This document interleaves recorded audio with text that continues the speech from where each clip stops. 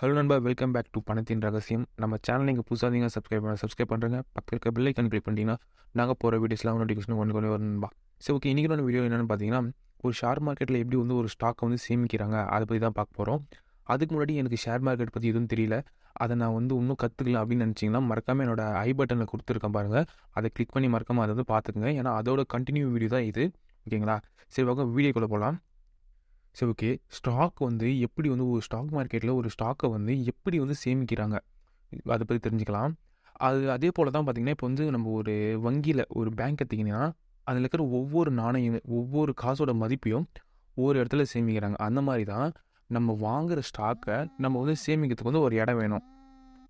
இப்போது ஸ்டாக்ஸ் எல்லாம் சேமிக்கிறதுக்கு ஒரே ஒரு இடம்னு பார்த்தீங்கன்னா டிமேட் அக்கௌண்ட். ஓகேங்களா? இந்த டிமேட் அக்கௌண்ட்டு வந்து ஓப்பன் பண்ணுறது ரொம்ப ஈஸி தான், அவ்வளோ கஷ்டமான விஷயம்லாம் இல்லை.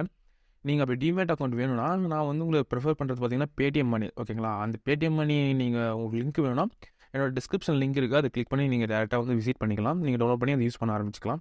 ஸோ ஓகே, இப்போ வந்து அந்த டிமேட் கணக்குன்றது என்ன பார்த்தீங்கன்னா, அது ஒரு டிஜிட்டலைஸ்டு ஒரு இது மாதிரி ஒரு அக்கௌண்ட் மாதிரி ஒரு சேஃப்டி லாக்கர் மாதிரி. ஓகேங்க, அப்படி வச்சுக்கோங்க.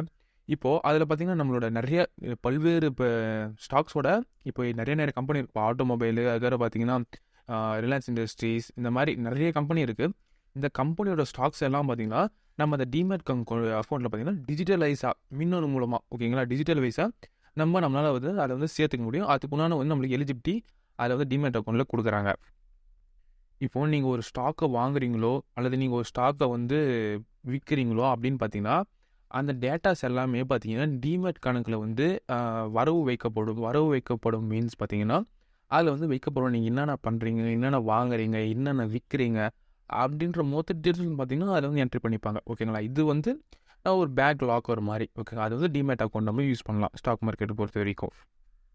சரி, ஓகே. டிமேட் கணக்கு இருக்குல்ல, அதுக்கு வந்து யார் வந்து சேவை கொடுக்குறாங்கன்னு பார்த்தீங்கன்னா ஒருத்தர் 2 பேர் இருக்காங்க. ஒருத்தர் பார்த்தீங்கன்னா என்எஸ்டிஎல் சொல்லுவாங்க, அது மற்றவங்க பார்த்தீங்கன்னா சிடிஎஸ்எல். இது என்எஸ்டிஎல்னு பார்த்தீங்கன்னா நேஷ்னல் செக்யூரிட்டி டெபாசிட்டரி லிமிடெட் சொல்லுவாங்க. இந்த சிடிஎஸ்எல்னு பார்த்தீங்கன்னா சென்ட்ரல் டெபாசிட்டரி சர்வீஸ் லிமிடெட். ஓகேங்களா? Central depository service limited. இவங்க மட்டும்தான் நம்ம டிமேட் அக்கௌண்ட்டுக்கு வந்து சேவை கொடுக்குறாங்க. ஓகேங்களா? இவங்க 2 பேர் மட்டும்தான். இப்போ மோஸ்ட்லி இந்த ஷேர் மார்க்கெட் கேம் விளாட்றவங்க பார்த்தீங்கன்னா இந்த 2த்துலையுமே அவங்களோட அக்கௌண்ட் வச்சுருப்பாங்க. இந்த என்எஸ்டிஎல்லையும் அதே பார்த்தீங்கன்னா சிடிஎஸ்எல்லையும் மோஸ்ட் ஆஃப் த பீப்புள் வந்து உங்களோட அக்கௌண்ட் வந்து வச்சுருப்பாங்க. நான் என்ன கேட்டிங்கன்னா நான் இதில் வச்சுன்னு பார்த்தீங்கன்னா பேடிஎம் மணி. அவங்க எதை யூஸ் பண்ணுறாங்க பார்த்தீங்கன்னா சிடிஎஸ்எல் தான் யூஸ் பண்ணுறாங்க. ஓகேங்களா? இப்போது ஒரு பத்திரத்தை வந்து நம்ம வாங்குகிறோம் அப்படின்னு பார்த்தீங்கன்னா நம்ம அந்த பத்திரத்தை யார்கிட்ட வாங்குறோமோ அவங்ககிட்ட நம்ம காசு கொடுத்து வாங்குவோம். ஓகேங்களா? இந்த மாதிரி தான் நடக்கும். அதே நீங்கள் டிமேட் கணக்கில் எப்படி வந்து ஒரு ஸ்டாக்கை நம்ம வாங்குறதும் விற்கிறதும் பார்த்தீங்கன்னா இந்த ட்ரேடிங் அடிப்படையில் தான் இது வந்து நடக்கும். ஓகேங்களா? இந்த ட்ரேடிங் இருக்குல்ல, இந்த ட்ரேடிங் அடிப்படையில் தான் இந்த விஷயம்லாம் நடக்குது. அது மூலிமா தான் வாங்குறதோ விற்கிறதோ இந்த மாதிரி விஷயம்லாம் நடக்குது ஷேர் மார்க்கெட்டில். ஒரு டிமேட் கணக்கு வச்சுன்னு இருக்குங்க பார்த்தீங்கன்னா அவர் வந்து அடிக்கடி இந்த 1 மணி நேரத்துக்குள்ளே அடிக்கடி எவ்வளோ வேணால் வாங்கலாம், எவ்வளோ வேணால் விற்கலாம். ஓகேங்களா? ஒரு டிமேட் கணக்கு வச்சுன்னு இருக்கிறவங்க அந்த ஸ்டாக்கை எவ்வளோ வேணால் வாங்கலாம், இந்த இப்போ பார்த்தீங்கன்னா ஒரு மணி 2 மணிக்குள்ளே வச்சுக்கோங்களேன். அதுக்குள்ளே பார்த்தீங்கன்னா ஒரு 100 வாங்கிடலாம், அதேக்குள்ளே 100 விற்றலாம், இல்லை இன்னும் ஒரு 10 வாங்கிட்டு இல்லை ஒரு 5 விற்கலாம். அந்த மாதிரி ஃபியூச்சர்ஸ் அவருக்கு இருக்கும் அதில். ஓகேங்களா? டிமேட் கணக்கில் சிம்பிளாக சொல்லணும்னா இந்த ஒரு விஷயம். இப்போ ஒரு ஸ்டாக்கை வாங்கணுன்னா அவர் வந்து இந்த ஸ்டாக் எனக்கு வேணும் அப்படின்னு வந்து அவர் வந்து ஆர்டர் பண்ணார்னா அந்த ஸ்டாக் வந்து அவரோட டிமேட் அக்கௌண்ட்டில் வந்து ப்ளேஸ் ஆகிடும். ஓகேங்களா? இப்படி தான் நடக்கும். அவர் வந்து ஸ்டாக் வேணும், அவர் ஃபஸ்ட்டு வந்து அவர் ஆர்டர் பண்ணணும். அந்த ஸ்டாக் எனக்கு வேணும் அப்படின்ட்டு அவர் வந்து சொல்லணும். இப்போ அவர் வந்து வாங்கிட்டார். அந்த வாங்குறது எப்படி நடக்குதுன்னு பார்த்தீங்கன்னா, இப்போ வந்து இந்த ஸ்டாக்கை வாங்குறேன்னு வச்சுங்க, எக்ஸாம்பிள் ஒரு ரிலையன்ஸ் இண்டஸ்ட்ரியோட ஸ்டாக் வாங்குறேன்னு வச்சுங்க. அவர் வந்து அந்த 44 ஸ்டாக் வாங்குறேன் அப்படின்றத ஒரு என்ட்ரி பண்ணணும். இல்லை நான் 30 ஸ்டாக் வாங்குறேன் அப்படின்றத ஒரு வேல்யூவாக அவர் என்ட்ரி பண்ணி தான் இந்த ஸ்டாக்கை வந்து அவரால் வாங்க முடியும். இடத்துல நம்பி கொடுத்தோன்னே இப்படிலாம் வாங்கிட முடியாது. உனக்கு எவ்வளோ தேவையோ அவ்வளோ நீ அங்கே என்ட்ரி பண்ணி நீ வாங்கிக்கோ அப்படின்னு அதில் சொல்லுவாங்க. நம்மளுக்கு எவ்வளோ வேணும் நம்ம அவ்வளோ என்ட்ரி பண்ணி நம்ம வாங்கிக்கலாம். ஓகே, இதுக்கப்புறம் நீங்கள் தெரிஞ்சுக்கணும் பார்த்தீங்கன்னா ஒரு 2 விஷயம் தெரிஞ்சுக்கணும். கிளியரிங்கு செட்டில்மெண்ட். இப்போ கிளியரிங்னா என்னென்னு பார்த்தீங்கன்னா அந்த ஸ்டாக்கை நம்ம வாங்கிட்டு அந்த ஸ்டாக்கை வந்து நம்ம வந்து புதுப்பிக்கிறதோ அதில் பார்த்திங்கன்னா அந்த ஸ்டாக் வந்து நம்ம வேறு ஒரு அக்கௌண்ட்டுக்கும் ட்ரான்ஸ்ஃபர் பண்ணுறதோ கிளியரிங் சொல்லுவோம். அந்த இடத்துல வந்து கிளியர் பண்ணிடணும். அதுதான் வந்து கிளியரிங் சிம்பிளாக சொல்லணும். உங்களுக்கு இப்படி புரிஞ்சுங்க கிளியராக. ஓகேங்களா?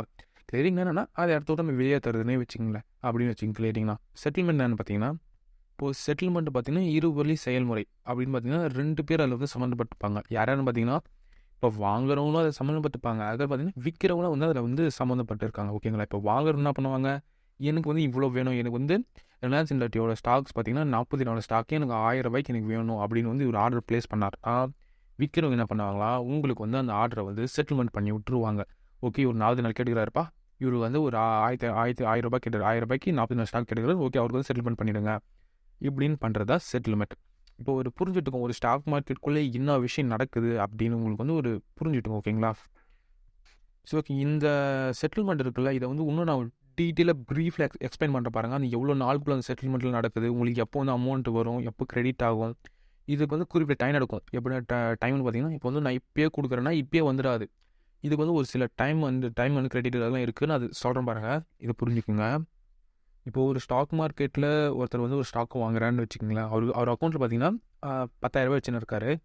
அவர் என்ன பண்ணுறாரு பார்த்தீங்கன்னா, நவம்பர் 4ஆம் வச்சுக்கோங்களேன். நவம்பர் 4ஆம் அப்படி என்ன பண்ணுறாருன்னா, ஒரு ரூ. 6,000 சரி ஓகே 6,000 வந்து அவர் வந்து 6,000க்கு ஒரு ஸ்டாக்கை வாங்கலாம் அப்படின்னு ஒரு நினச்சின்னு இருக்காருன்னு வச்சுக்கோங்களேன்.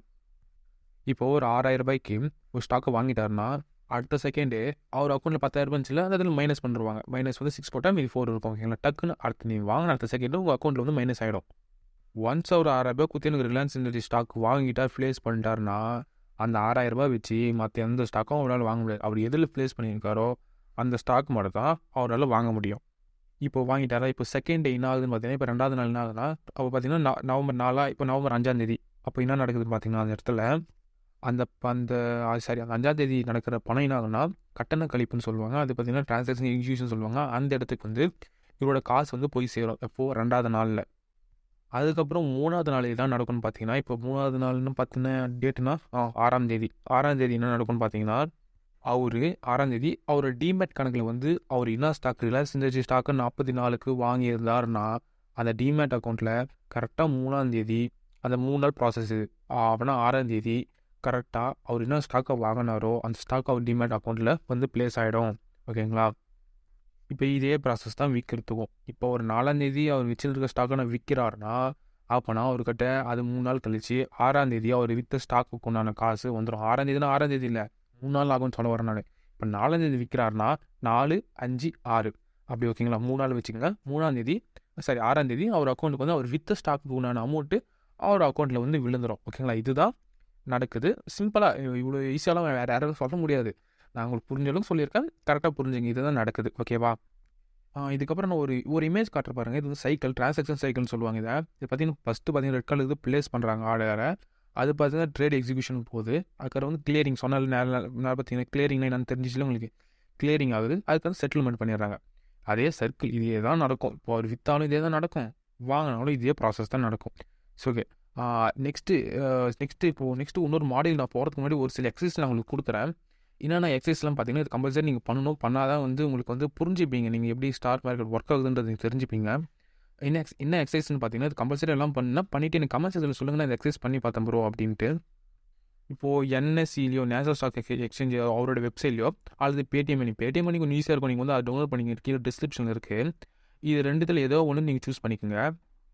அதில் போய்ட்டு டாடா ஸ்டீல் இருக்குல்ல, டாடா ஸ்டீலோட கடைசி இப்போ மார்க்கெட்டிங் க்ளோஸ் ஆகி முடிஞ்சிட்ட அப்புறம் அதை நீங்கள் பார்த்தீங்கன்னா அதோட குறைஞ்சபட்சம் விலை எவ்வளோ மைனஸ் பண்ணியிருக்காங்க இந்திய நாட்டில். அதுக்கப்புறம் வந்து எவ்வளோ வந்து அது வந்து சேல் ஆகிருக்கு, எவ்வளோ அமௌண்ட்டுக்கு வந்து அந்த ஸ்டாக் வந்து எண்ட் ஆகிருக்கு, ஸ்டார்டிங் எவ்வளோ வந்திருக்கு, எண்டிங் எவ்வளோ வந்திருக்கு, இதை வந்து பார்த்து நீங்கள் சொல்லுங்கள் எது டாடா ஸ்டீலோட கம்பெனி இது.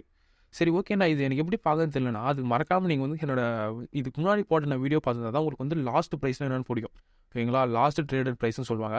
அது என்னன்னு தெரியணும்னா நீங்கள் என்னோட பழைய நான் இதுக்கு முன்னாடி ஒரு வீடியோ போட்டிருக்கேன். அது ஐ பட்டன்லேயும் கொடுக்குறேன், அதில் டிஸ்கிரிப்ஷனில் இருக்குது. அது பார்த்தா மட்டும் தான் உங்களுக்கு புரியும் நண்பா. ஸோ ஓகே, இன்றைக்குள்ள வீடியோ இவ்வளோ தான். இந்த வீடியோ உங்களுக்கு பிடிச்சிருந்தால் மறக்காம என் சேனலை சப்ஸ்கிரைப் பண்ணிடுங்க. பக்கத்தில் பெல் ஐக்கன் கிளிக் பண்ணிங்கன்னா இந்த மாதிரி வீடியோஸில் உங்களுக்கு நிறைய வரும். ஓகேங்களா? உங்களுக்கு வேறு எதனா வீடியோ தேவை அப்படின்னா நீங்கள் என்னோட கமெண்ட் செக்ஷனில் நீங்கள் கமெண்ட் பண்ணுங்கள். அதுக்கு முன்னாடி வீடியோ நான் போடுறதுக்கு நான் ட்ரை பண்ணுறேன். ஓகேங்களா? கம்பல்சரி போட்டுருவோம், நான் போடாமலாம் இருக்க மாட்டேன். உங்களுக்கு என்ன தேவைன்னு சொல்லுங்கள், அதுக்கேற்ற மாதிரி நான் வீடியோஸ் பண்ணுறேன். எனக்கு எப்படி ஒரு ஸ்டாக்கை பை பண்ணுறதுன்னு தெரில, அது நீங்கள் சொல்கிறதெல்லாம் ஓகே ப்ரோ, ஆனால் என்னால் போய் எப்படி வாங்குறது அப்படின்னு எனக்கு தெரிலன்னு பார்த்தீங்கன்னா நீங்கள் வந்து எனக்கு கமெண்ட் செக்ஷனில் கமெண்ட் பண்ணுங்கள்.